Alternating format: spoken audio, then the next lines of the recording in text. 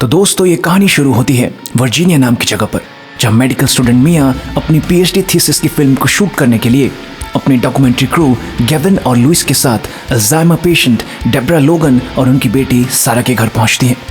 मिया अपनी इस thesis film के जरिए अल्जाइमर पेशेंट्स पर इस बीमारी के असर को फिल्माने की कोशिश कर रही थी और इस फिल्म में जो भी पेशेंट अपीयर होने वाला था उसके इलाज का सारा खर्चा रोनॉक नाम की मेडिकल कंपनी उठाने वाली थी।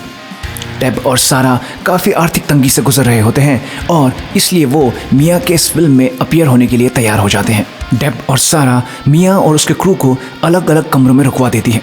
इसके बाद डॉक्यूमेंट्री में मिया बताती हैं कि अल्जाइमर बीमारी इंसानी दिमाग के एक बहुत ही ज़रूरी सेल न्यूरॉन जिसकी मदद से इंसान सोचता है उसे धीरे धीरे ख़त्म कर देती है, जिसके कारण इंसान अपनी याददाश्त खोने लगता है।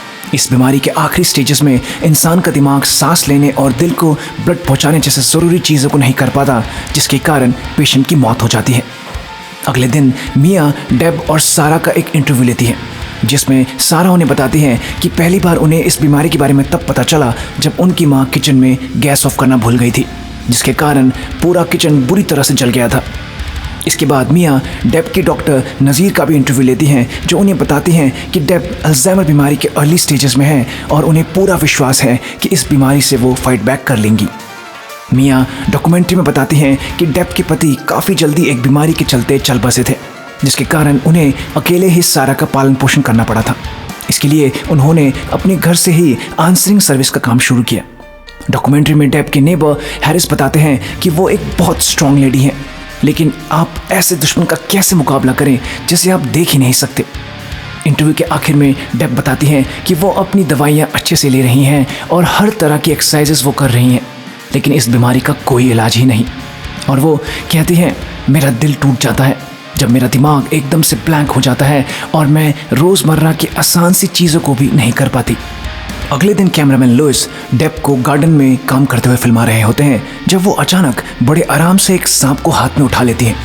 तभी मिया लुइस को डांटते हुए वहाँ आती है और कहती है, तुम फिल्म को एडिट क्यों नहीं कर रहे हो। कि तभी डेब अचानक से लुइस के पीछे आ जाती है और कहती है, मुझे बहुत भूख लगी है, तुम लोगों को भूख लगी है, चलो लंच करते हैं, और घर के अंदर जाने लगती है। घर के अंदर जाते हुए मिया लुइस को डेब के इस अजीब हरकत के लिए देखती है। क्योंकि सारा आजकल नींद में भी चलने लगी थी, लुइस पूरे घर में सीसीटीवी कैमरास लगा देते हैं। रात को मिया सारा का ब्लड प्रेशर चेक कर रही होती हैं जब अचानक डेब की चीखने की आवाज़ आती है। ये फटाफट बाहर जाते हैं और देखते हैं कि डेब एक चाकू लेकर गेविन के सामने खड़ी होती हैं और उसे अपनी कुदाली के बारे में पूछ रही होती हैं। गेविन डरते हुए कहते हैं, मुझे नहीं पता आप किस कुदाली के बारे में बात कर रही हैं। गेविन उनसे दूर भागने लगते हैं और वो उनके पीछे दौड़ पड़ती हैं।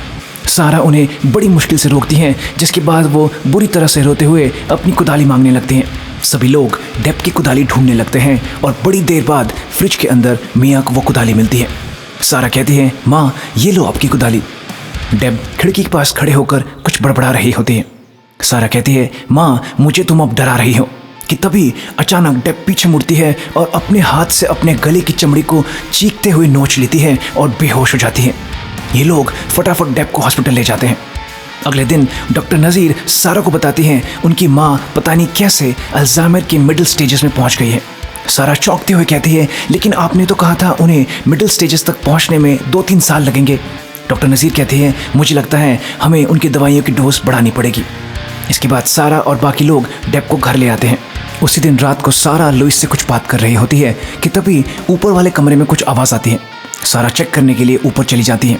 तभी लुइस को डेब नीचे वाले कमरे में दिखती हैं। लुइस उनके पीछे जाते हैं तो वो एक कमरे में खुली खिड़की के सामने एक हथौड़ी लेकर खड़ी होती हैं। लुइस सारा को बुलाते हैं। सारा उन्हें बताती हैं कि माँ को पता नहीं क्यों हमेशा ऐसा लगता है कि इस खिड़की से कोई आदमी अंदर आ जाएगा। इसके बाद सारा खिड़की बंद कर देती है और माँ को कमरे में चलने के लिए कहती हैं। कि तभी डेब अचानक से खिड़की को बंद करने के लिए कीले गाड़ने लगती है। इसके बाद बड़ी मुश्किल से समझाकर सारा डेब को बिस्तर में सुला देती है।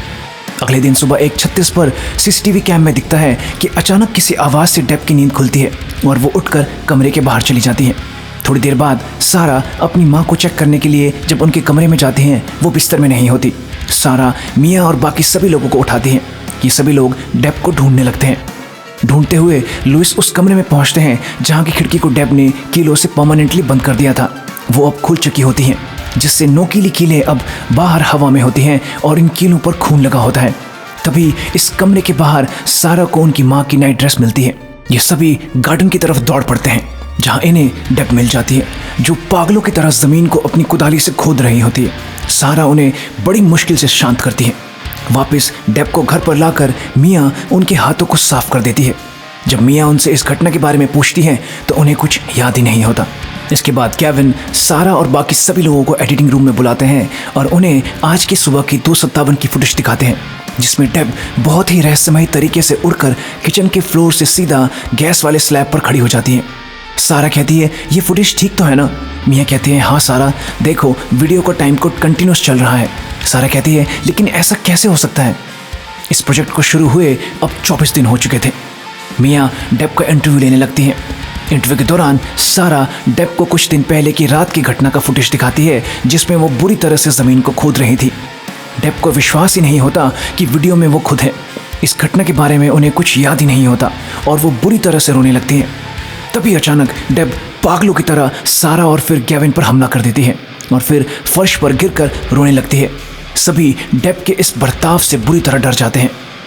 दिन प्रतिदिन डेब की हालत बहुत ख़राब होती जा रही होती है। अचानक से उनकी पीठ पर उन्हें बहुत बुरा स्किन इन्फेक्शन हो गया होता है। एक दिन हॉस्पिटल में जब डॉक्टर नज़ीर उन्हें कुछ माइंड एक्सरसाइजेस करवा रही होती हैं, वो अचानक से अपने दाएं हाथ की चमड़ी उखाड़ देती हैं। डेब की इस अजीब हालत और उनकी अजीब हरकतों को देखकर डॉक्टर नज़ीर भी कुछ समझ नहीं पा रही होती है। 41वें दिन मिया, गेविन और लुइस डेब के घर कहीं बाहर से आते हैं। जैसे ही वो अंदर घुसते हैं, उन्हें बहुत ज़ोर ज़ोर से डेब की चीखने की आवाज़ें आती हैं। वो कमरे में अंदर घुसते हैं तो पाते हैं कि सारा ने डेब को पकड़ा हुआ होता है और हैरिस उनके मुंह से कुछ निकाल रहे होते हैं। असल में डेब ने घर पर पड़ी हुई छोटी मूर्तियों को खा लिया होता है। अगले दिन सारा इस तरह की सभी मूर्तियों और सामान को पैक करके डब्बे में रख देती हैं। इसी दिन रात को गेविन लुइस के कैमरे पर खुद को रिकॉर्ड करते हुए कहते हैं कि कुछ दिनों से जो भी चीज़ें इस घर में हो रही हैं, मैं अपनी आंटी की जीसस क्राइस्ट की लॉकेट ले आया हूँ और आज मैं इसे उस खिड़की पर टांग दूंगा। वो उस कमरे में जाते हैं जहाँ उन्हें डेब की कुछ पेंटिंग्स भी दिखती हैं, जिसमें उन्होंने इस खिड़की की पेंटिंग बनाई होती है जिस पर कोई काला साया खड़ा होता है। वो फटाफट डरते हुए खिड़की के पास जाते हैं, जिसे फिर से डेब ने कीले ठोक कर बंद कर दिया होता है। गेविन खिड़की पर क्रॉस को लटका देते हैं कि तभी अचानक वहाँ डेब आ जाती है और उसी वक्त अचानक वो खिड़की भी खुल जाती है जिस पर बुरी तरह से कीलें गड़ी हुई थी। गेविन डर कर वहाँ से भाग जाते हैं। इस घटना के बारे में गेविन मिया को भी बताते हैं और कहते हैं कि वो इस प्रोजेक्ट के लिए अब तभी रुकेंगे जब उनकी फीस डबल होगी। लुइस भी ये सुनकर फीस डबल करने की बात कह देते हैं। मिया को मजबूरन इनकी बात माननी पड़ती है। 43वें दिन सुबह 2:30 बजे डेब फिर से नींद में उठती है और ठीक 3 बजे अचानक जोर जोर से फ़ोन की घंटी बजने लगती है। सभी लोगों की नींद टूट जाती है। गेविन घर के फ़ोन को चेक करते हैं लेकिन आवाज़ इससे नहीं आ रही होती। सारा सभी को बताती है कि ये माँ की वो पुरानी आंसरिंग सर्विस मशीन की आवाज़ है, लेकिन वो तो सालों से बंद है। रुको, मैं उसे बंद करती हूँ। वो पहले अपनी माँ को चेक करने के लिए जाती हैं लेकिन उनकी माँ कमरे में नहीं होती।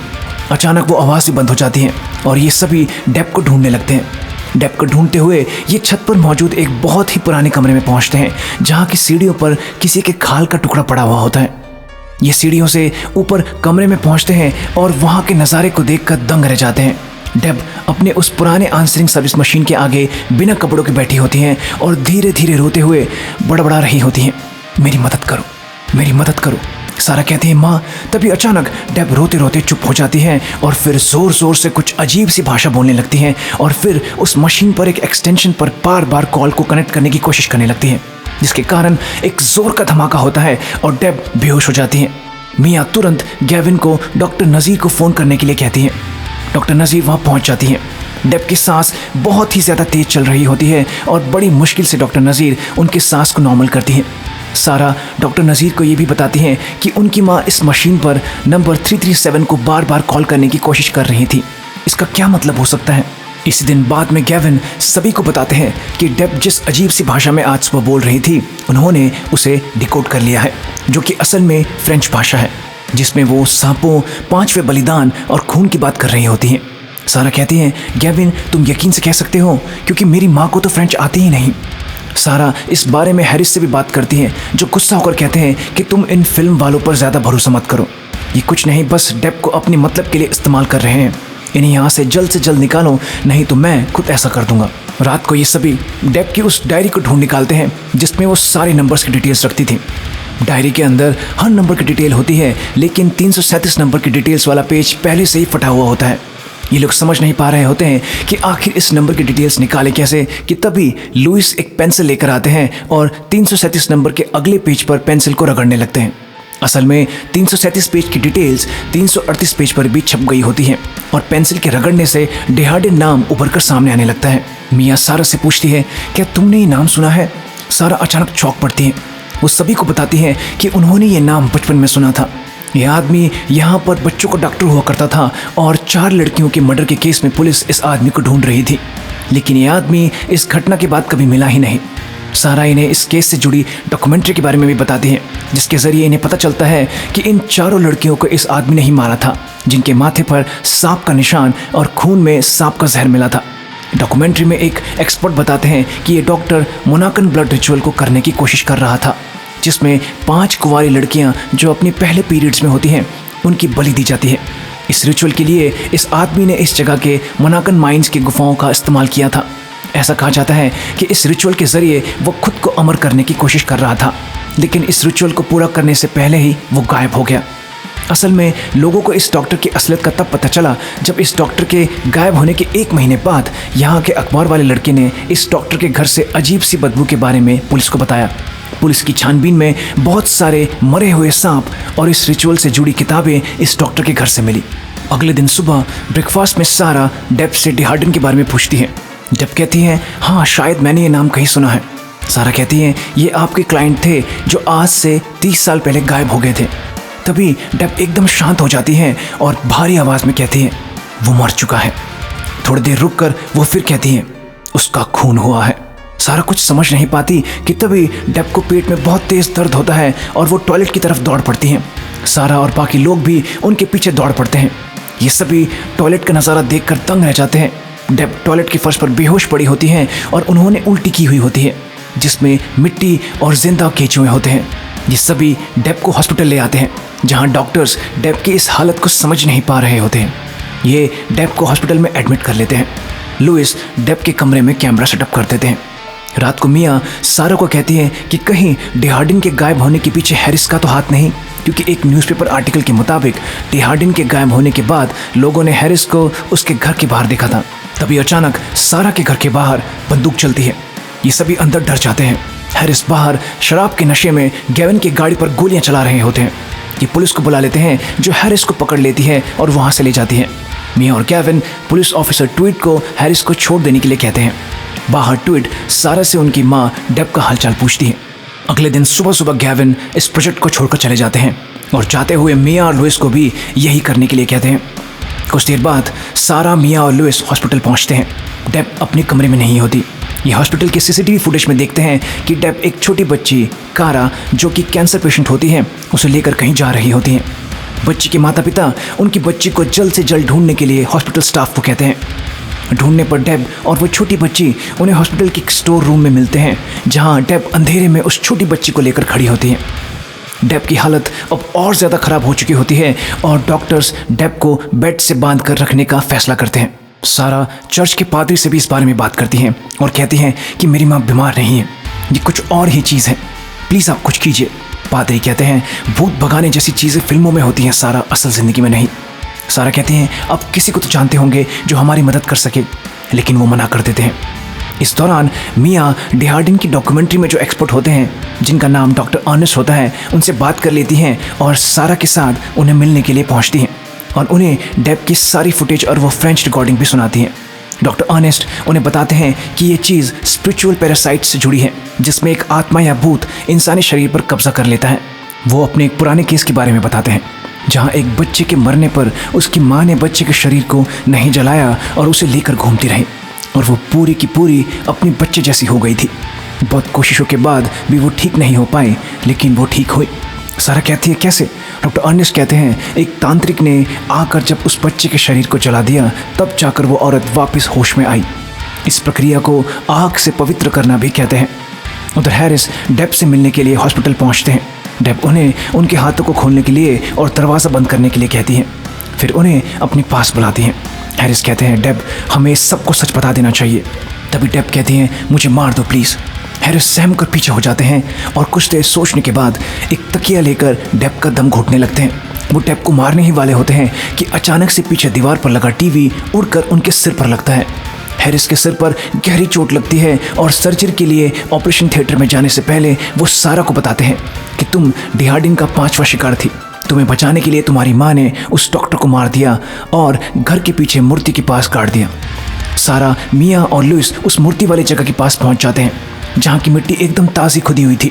ये खोदना शुरू कर देते हैं लेकिन इन्हें काफ़ी देर खोदने के बाद कुछ भी नहीं मिलता। मिया कहती है यहाँ कुछ भी नहीं है कि तभी सारा का फावड़ा किसी चीज़ से टकराता है। सारा जैसे ही उस चीज़ को मिट्टी से बाहर निकालती है वो उसकी माँ की कुदाली होती है। सारा कहती है, ओ नहीं, मुझे लगता है माँ यहाँ पहले ही पहुँच गई। सारा मिया और लुइस को बताती है कि हो न हो डिहार्डिन की आत्मा मेरी माँ को कंट्रोल कर रही है और वो नहीं चाहता कि उसकी बॉडी को हम नष्ट कर पाए। माँ ने ज़रूर उसकी बॉडी को यहीं घर पर ही छुपाया होगा। मियाँ कहती है, सारा, अगर डेब ने डिहार्डिन की बॉडी को इस जगह दफनाया भी होगा तो इतने सालों में वो डेड बॉडी पूरी तरह से डिकम्पोज हो चुकी होगी। लेकिन सारा फिर भी इन्हें घर के कोने कोने में ढूंढने को कहती है। इन्हें कुछ नहीं मिलता, पर सारा को अचानक छत के एक हिस्से में अजीब सी सिलन दिखती है। सारा कहती है, अभी तो बरसात भी नहीं है, छत के इस जगह पर सिलन क्यों है? अच्छे से देखने पर इन्हें छत में मौजूद एक खुफिया कमरा मिलता है और जब ये इस जगह के अंदर घुसते हैं बहुत ही गंदी बदबू इस पूरे कमरे में फैली हुई होती है। कमरे की छानबीन में इन्हें एक बोरा मिलता है जिससे बहुत ही गंदी बदबू आ रही होती है और जैसे ही सारा इस बोरे के अंदर देखती है वो बुरी तरह से डर जाती है। बोरे में डिहार्डिन की डेड बॉडी पड़ी होती है। सारा कहती है, हमें इस डेड बॉडी को जलाना होगा। ये तीनों डेड बॉडी को नीचे घर के हॉल में ले आते हैं और वहाँ मौजूद फायर प्लेस में जलाने की तैयारी करने लगते हैं कि तभी इन्हें उस बोरे के अंदर से कुछ आवाज़ आती है। मियाँ डरते डरते बोरे को खोलती है जिसमें से अचानक बहुत सारे सांप निकलने लगते हैं। मियाँ सारा जैसे तैसे इन सांपों को हटाकर बोरे को फायर प्लेस में डालकर जलाने लगते हैं और बड़ी मुश्किल से उस बोरे में आग लगती है। लेकिन तभी बहुत ज़ोर से एक आदमी की चीखने की आवाज़ आती है और एक ज़ोर का धमाका होता है जिससे सारा और मियाँ गिर पड़ते हैं और ये सभी डर कर घर के बाहर आ जाते हैं। तभी मियाँ फिर से ज़ोर से चिल्लाती है। उसे किसी आदमी का साया घर की खिड़की पर खड़ा दिखता है। ये सभी डर के मारे दौड़कर बाहर गार्डन में आ जाते हैं। तभी सारा को फ़ोन आता है कि उनकी माँ डेब उस छोटी बच्ची कारा को लेकर कहीं चली गई हैं। सारा मियाँ को कहती हैं, हमें हॉस्पिटल जाना होगा और हम उस डेड बॉडी को ऐसे नहीं छोड़ सकते। ये कहकर वो मियाँ और लुइस के मना करने पर भी घर के अंदर से डिहार्डिन की डेड बॉडी को ले आती हैं। हॉस्पिटल में डॉक्टर नज़ीर उन्हें बताती हैं कि उनकी माँ डेब ने सांप की तरह अपने हाथों की चमड़ी को छोड़कर खुद को आज़ाद किया और कारा को लेकर हॉस्पिटल से कहीं चली गई। हॉस्पिटल के गेट पर जब सिक्योरिटी गार्ड ने उन्हें रोकने की कोशिश की तो डेब ने उनके गले में काट लिया। उस काट का इलाज चल रहा है जिसे पता नहीं कैसे सांप के काटने से होने वाली दिक्कतें हो रही हैं। हॉस्पिटल के बाहर सारा को ट्वीट भी मिलती है जो उन्हें बताती है कि डेब पार्किंग लॉट से एक कार चुराकर भागी है। सारा ट्वीट से कहती है, तुम लोगों को मेरे साथ मोनाकन माइंस की गुफाओं की तरफ चलना होगा। मेरा यकीन करो, माँ उस बच्ची को वहीं लेकर गई होंगी। ये सभी लोग मोनाकन माइंस की गुफाओं की तरफ निकल पड़ते हैं। गाड़ी में सारा मियाँ को कहती है कि कारा ज़रूर डिहार्डिन का 5वां शिकार है जिसे मारकर वो अपने उस ब्लड रिचुअल को पूरा करने की कोशिश कर रहा है। मोनाकन माइंस की गुफाओं के पास मौजूद जंगल में उन्हें वो गाड़ी मिल जाती है लेकिन डेब और कारा का कोई अता पता नहीं होता। पुलिस की गाड़ी में मौजूद ऑफिसर सारा को एक शॉर्टकट के बारे में बताते हैं जिससे ये लोग उस गुफा तक जल्दी पहुंच जाएंगे। ये लोग उस शॉर्टकट से आगे बढ़ जाते हैं और गुफा के पास पहुंचने से कुछ दूरी पर इन्हें डेब और कारा मिल जाते हैं।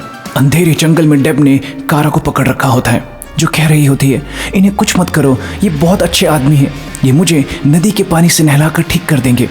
पुलिस ऑफिसर ट्विड और उनका सहयोगी डेब को ना हिलने की चेतावनी देते हैं जो बिल्कुल शांत खड़ी होती है।